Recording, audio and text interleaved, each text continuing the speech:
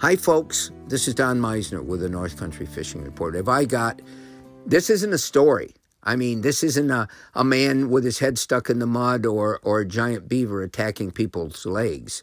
This is a phenomena that's taking place that I think you all would find really interesting. Now, most of us that have grown up fishing, that have fished in this area through the years, have caught rock bass. One of the easiest fish to catch. They love to bite just about anything.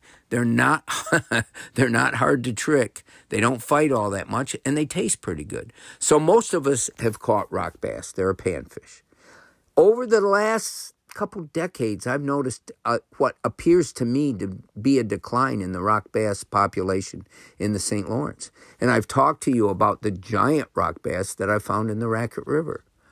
But here's what's happening in other areas. In New Hampshire, there's an invasion of rock bass. Now, granted, they're not traveling overland and getting there, but people have somehow introduced a rock bass at one time into some of these waters, and they have expanded incredibly. Lake Winnipesaukee, for instance, one of the most famous lakes in New Hampshire, a wonderful bass lake. Around it, there's some other lakes like Squam Lake, where if you remember years ago, the great movie with Henry Fonda and Jane Fonda on Golden Pond, that's where that took place.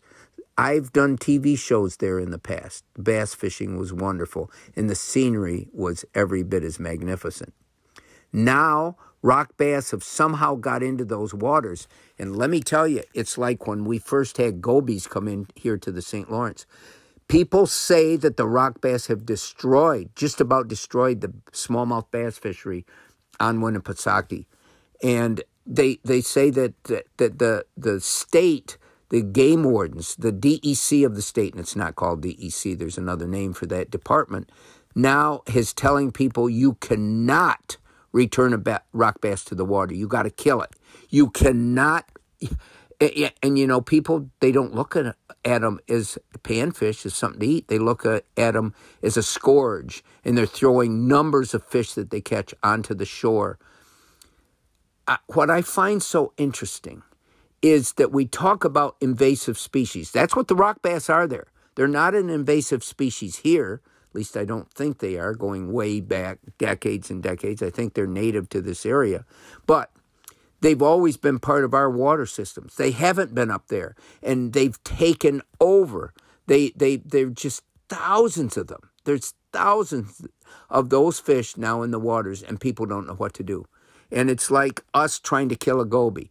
Once these fish take hold and they multiply, whether you throw one back or not, I don't think is going to make any difference. I'm not a biologist, but I don't. But the point is that all of a sudden, something that we take for granted, something that we love and we think is going to be there forever, can disappear.